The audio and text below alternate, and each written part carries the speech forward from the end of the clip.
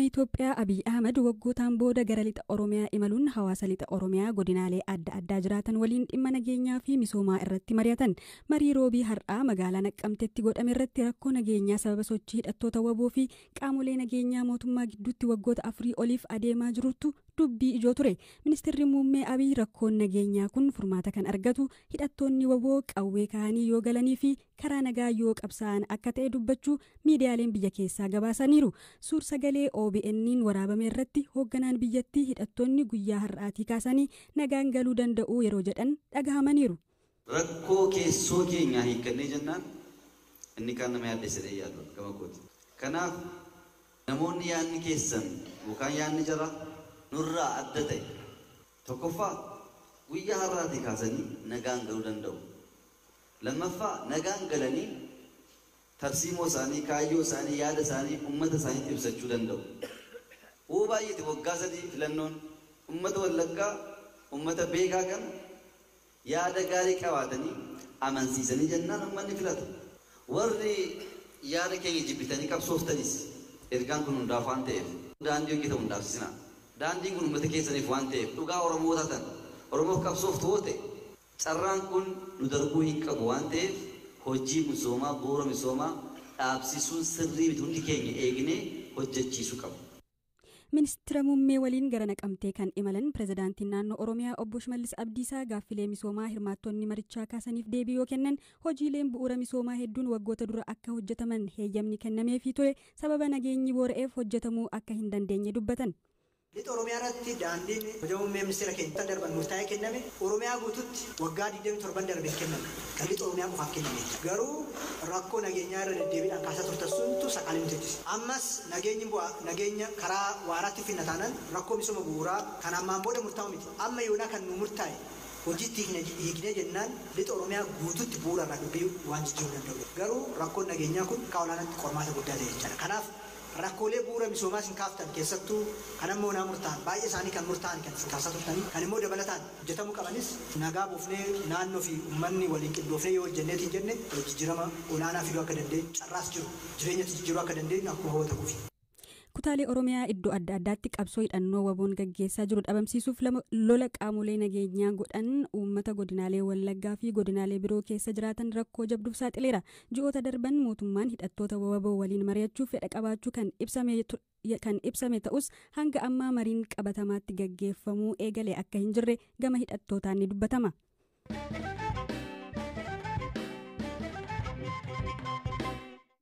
Waraana Sudaan magaalaa Kaartumitti sanbata xiqqaa eegalee har'a guyyaa 5ffaa qabate dheessuuf namoonni kumaan lakkaa'aman lafoo fi konkolaataan magaalattii keessaa baqachuu eegalaniiru. Magaalattii keessa ammallee dhukaasni meeshaalee waraanaa gurguddaa kan dhaga'amu ta'us hedduun magaalattii keessaa baqachaa akka jiran kanneen ijaan argan BBC'tti himaniiru. Waraana kanaan hanga ammaatti namoonni nagaa 200 ol ajjeefamaniiru. Dubbii himaan barreessaa olaanaa dhaabbata biyyoota gamtoomanii waraanni Kaartumii fi kutaalee biyyattii kaan keessatti gaggeeffamaa jiraachuu fi ajajoonni waraanaa kanaas dhukaasa dhaabuuf fedhii akka hin agarsiifne ibsan. Gareewwan wal waraanaa jiran kunneen iddoowwan ijoo biyyattii kanneen akka buufata xiyyaaraa, buufataalee ajaja waraanaa fi buufata televezyiinii biyyattii akkasumas masaraa mootummaa to'achuuf wal haadhaa jiru. Gama biraan aangoonni Taanzaaniyaa fi Jaappaan lammiilee isaanii Sudaan keessaa baasuuf ergama eegaluuf karoora qabachuu ibsaniiru. Magaalaa Kaartum keessaa baqachuun kan eegalame immoo kibxata kaleessaa raayyaa ittisaa Sudaanii fi humni addaa biyyattii RSF gidduutti waliigalteen sa'a 24f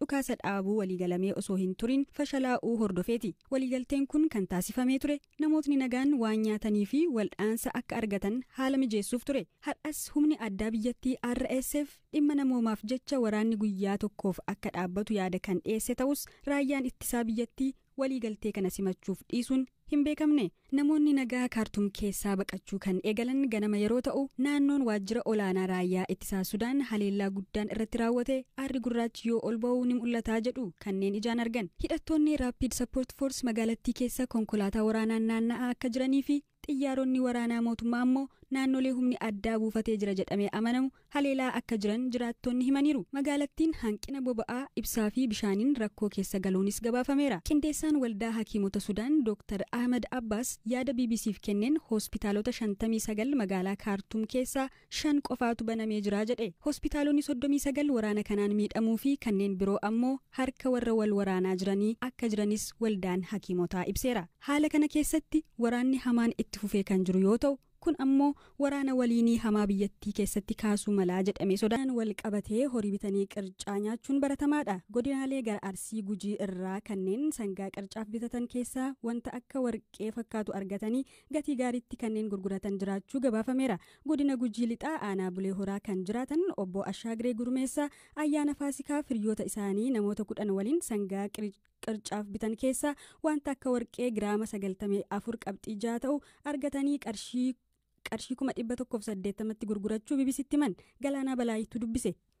ቴክኒካል ኮሚቴ በእኛም ኮሬን ቴክኒካ ከራ ኬኛፍ ገማ ሳኔን ወልት በባይ ወጀታ ጅራ ጎስቶ ጂ አከስርና sangaan kuni magaalaa Bulee Horaa keessaan gabaa keessan bitame achiin yaa'u nama 10 taane itti ayyaana fennee bitanne carraa ta'eet waaqayyoon keessaan nu baase.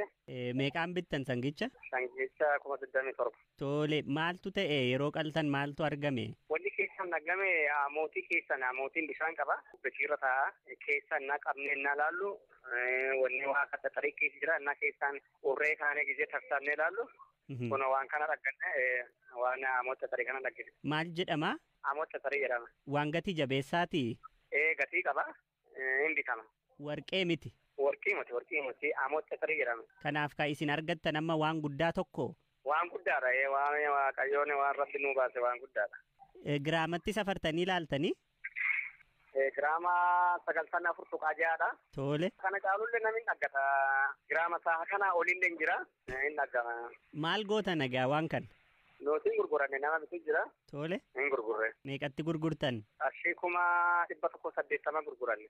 Gatii guddaadha. Guddaadha. Achuma Bulee Horaatti gurgurame? Achuma gurgurame yaa'u nama bitu jira. Tole. Achi gurgurame. Warri bitu maalittiin godha waan faaya adda addaadhaaf waan oolu moo maaliga? Inni hin barbaadama. Qarannaa yaamanu amoota warqee jedhani malee amoota tarii jedhama hin barbaadama. Finfinnee irraa gurgurama. Maal goota maallaqichaan? Jalqaba yaa'u qixxaa sana eega qoodanneen booda isa nama waan kana maddabne koreen waan kana horii kana nuu bitteen jedhanii isaan nuu fudhanii nuu qabatane achiin booda foon qircaa keenya eega manatti galfanneen booda qarshii isaanii tilmaaman yaa'u hin qoodanne. Nam 10tti qooddattanii? Horii naannoo muraasaatu waan akkanaa qaba moo horii hunduu waan akkanaa qabaachuu danda'u? Iddoo isaatti jira. Aanuma Bulee Horaa keessa naannoo Biyyoo jedhama. Naannoo Heemma Shiishoo jedhama. Naannoo akkaabii kanaan horii guddinni akkabii kanaan keessa dhaggama. Yuunivarsiitii Arsiitti waa'ee dhibeewwan horiirraa namatti nama gara horiitti daddarban irratti kan qoratan Asooshiyet Piroofeesar Birasaw Fardaa waa'ee waan akka warqee qaama horii keessaa bahu kana irratti gabaafame ibsa gabaabaa nuu kennaniiru. Oola waan jedhutu nutti himtanii jedheen. Aktuwaali wanni kana qorannoo waan kana irratti ispeesifikaalii qorannoon geggeesse hin jiru. Muuxannoo dhumaanis ta'ee karaa saayinsii dhumaanis odeeffannoo qabnuun. Namoonni baadiyyaatti warqeedha jedhaniitu hadhooftuu keessaa fuudhama. Aktuwaali ani fiizikaalii nan beeka waan sanallee harkaanis qabee argeera ijaanis ilaalee tan jira. Real gold ka jedhamuun miti warqee miti. Aktuwaali san gatiin isaa even gatii warqeedhaan gadi gurgurama. Yaa mooxxaxar jedhani afaan Oromoodhaan waan akka yeroo naan dhufne waan akkasiiti horii irratti isin argama. Yeroo baay'ee horii gara gammoojjii lafa margi hin jirre nyaatan gadi jedhanii lafarraa biyyootti gadi qabanii qorqu maqaa ta'eef mineral deposit akka ta'e nyaataa jiniin akka ol qabatu tilmaamameetti dubbatama. Warqee miti garuu warqeetti dabalama. Geexaageexii adda addaa kun waan akka mormarra godhatan qubarra godhatan wantoota kanatti dabalame hin bareechisa jedhanii namoonni dhuunfaanis daldalaa hin jiru. Further maali exact contentiin isaa kan jedhu wanni barbaachisa analiisisii barbaachisa keemistirii barbaachisa laaboraatoorii analiisisii barbaachisa maali inni fakkeenyaaf ogzaaleetii jedhama, foosfeet jedhama, kaarbooneet jedhama, waan akkasii kuni dhagaan fakkeenyaaf kalee namaa keessatti uumama, tubboo fincaanii keessatti ni argama, waan akkasii jechuudha kaalikulaay jedhame. Waan akkasii kan fakkaatudha malee riil warqee miti. Yeroo baay'ee yeroo daldalaa dhoksaadhaan bitu meebii gatiin isaa gatii guddaa ta'uu danda'a, warqeen oluu ta'uu danda'a. Aktuwaalituu ilaalamee qo'atamee waan kun kana jedhameetu addaan ba'ee sila warra argatuufis faayidaadha. Tarii faayidaa maaliif ooluu danda'a waan jedhu amma dura wanti dubbistanii yoo jiraate hin beeku, garuu gara Chaayinaa fi Jappaan kana dawaa gochuudhaaf oolaa dawaa guddaadha jedhanii ilaalama. Waa'ee kanaa wanti beektan jira?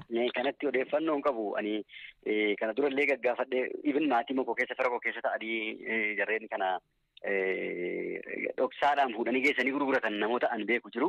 Duradii warqeetti dabalama jedhaniitu odeessu, garuu aktuwaali warqeetti dabalamuu dhiisuu danda'a. Wanni isaa yoo qaqqabdee ilaalte fosokku jedha, akka dikee gogaadhaatti caccaba yeroo baay'ee. Waan kun immoo gara du'aatti isa jedhutti deemuu danda'a. Kanaanillee akkasumatti websaayitirra yeroo waggaa 2 waggaa 3 dura gaaffiin akkanaa ka'ee dubbisee ture. Biyyoonni Asian countries jedhamanii akkuma maqaan dhoofte qorichaaf fayyadamu, akka ingiriidentii tokkotti qorichatti makama kan jedhu dubbisee.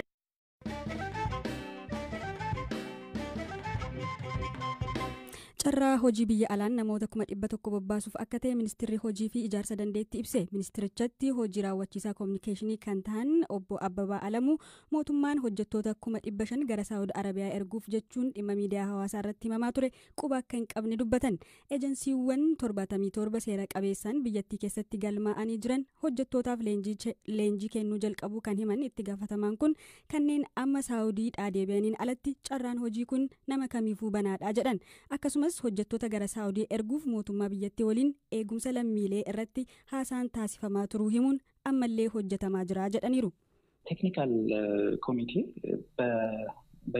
koreen teeknikaa karaa keenyaaf gama isaaniin walitti babba'ee hojjetaa jira. Gosti hojii akka sirnaan adda baafamuuf dinagdee amma jiruun kaffaltiin isaanii waliigaltee isa duraanii irraa akka fooyya'u, akkasumas lammiileen keenya achi deemanii mirgi isaanii eegamee yoo waliigaluu baatan illee gara biyya isaaniitti akka deebi'an waliigalteen Saawudii wajjin taasifame akka fooyya'u hojjetamaa jira. Namoota hojiif deeman kunneen erguu irrattis mootummaan gahee qabaachaa hin turre. Ejensiiwwantu gara biyyoota kunneenii ergee eessa akka ga'an, maalirra akka jiran hin beekamu ture. Hojimaata dijitaalaa amma dabarsine kanaan garuu ejensiiwwan seera qabeessa ta'an lammiileen lafa ka'umsa isaaniitii hanga iddoo ga'anitti yooti toluu baatillee karaa imbaasii fi konsiilaa akkasumas mootummaa biyya sanaan gara biyya isaaniitti akka deebi'an hojjetamaa jira. Lammiilee kunneeniif leenjiin kennamee isa booda immoo qormaanni madaallii kennamee fi isa darbanii warreen waraqaa ragaa argatantu adeemuu danda'a. Kanneen biyyoota arabaa irraa deebi'aa jiran deebi'anii hojimaata kanaan ammaaf deemuu hin danda'an seeraan ala jedhamanii waan deebi'aniif jechuudha. የተመለሱት ህጋዊ አይደላችሁም በሚል ስለሆነ dhaggeeffattoota xumuruu keenyaan dura Galaana Balaayee odeessaalee ispoortii nutti hima. Tapha Shaampiyoons Liigii Awurooppaa kibxata darbe taphatameen Riyaal Maadiriid Staanfoord Biriijitti malee Cheelsii gooliiwwan Roodriigoo lamaan injifatee ammas walakkaa xumuraaf darbuu mirkaneeffateera. Cheelsiin dirree Maadiriiditti 2-0 injifatamee erga deebi'ee tarii dirree isaa irratti qabxii kana jijjiiruu danda'a abdiin jedhu tureera. Tapha hanga boqonnaa tureen Cheelsiin haala gaariirra ture. Boqonnaa booda garuu tarsiimoo injifachuu Maadiriid to'atee turuu hin dandeenye. Ittisni Cheelsii dursaa taphattootaa ta'e Silvaan Cheelsii baraaruuf tarsiimoon ni barbaachisaa jechuun injifatamuu isaanii booda dubbateera. Tapha isa kan biraa Naapooliif Miilaan walitti fideen Naapooliin sa'aatii dhumaatti goolii Osmiheen addaan galcheen tokko qixxee ba'us tapha marsaa duraa dirree Miilaanitti godhameen 1-0 waan injifatamee tureef walakkaa xumuraatti coof osoo hin milkaa'in hafeera. Carraa peenaalitii argatan gooliitti jijjiiruu dhabuunis gatii isaan baasiseera. Har'ammoo sa'a 4 irraa eegalee dirree Etihaaditti 3-0 torbee darbe kan injifatame Baayer Miunik dirree isaa Aliyaanz Areenaatti Maanchestar Siitii keessummeessa. Leenjisaan Siitii Pep Gaardiyoolaa waa'ee masaanuu isaanii yeroo 5 shaampiyoonaa Awurooppaa injifatee yeroo dubbatan seenaa isaanii osoo hin taane taphattoota 11 morkannaa jedhan. Kaayyoon gara Miunik imalaniif kilaba seenaa guddaa qabu kana adabuuf akka ta'ee fi taphicha to'achuuf akka hojjetan dubbatan. Tapha kanaaf injifataan Siitii Phil Foden akka hiriiru mirkaneeffameera. Oduu jijjiirraa taphattootaa fi leenjistootaan ammoo Harry Kane ka ganna 29 guute injifataa cimaa Paris Saint-Germain ta'a jedhee ka odeesse barruu France Le Parisidha. Football Insider boordiin kilaba Liverpool taphataa sarara gidduu Chelsea ka ta'e Mason Mount fudhachuudhaaf qophaa'eeraa jedhee barreesse. Maason taphataa collee reefu ganna 24 guuteedha. Jose Mourinhoon ammoo bara itti aanu leenjisaa kilaba Paris Saint-Germain ta'aa jedhee ka gabaase RMS Sportidha. Joseen kilaboota Awurooppaa gurguddoo leenjisuun ka beekamee fi waancaa hedduu fudhachuun nama milkaa'edha. Yeroo ammaa kilaba West Ham leenjisaa ka jiru David Moyes ammoo barana kilabicha gallakkisuun isaa hin ooluu jedhamaa jira. Leenjisaan Crystal Palace Roy Hodgson immoo bara kana kilabicha akka turu barbaadamaa jedhee Telegraaf gabaaseera. Aston Villaadhaa ka gaggeeffame Steven Gerrard leenjisaa kilaba Greek Olympiakos ta'uu fi oduun jedhus dhaga'ameera. Taphataa sarara gidduu kilaba Brighton ka ta'e Alexis McAllister ija Manchester United fi Liverpool keessa lixeera. Arsenal taphataa kana fudhachuuf mariin jalqabe ija hin godhanne jedhama. Gama biraatiin United karra eegaasaa David De Gea waliin walii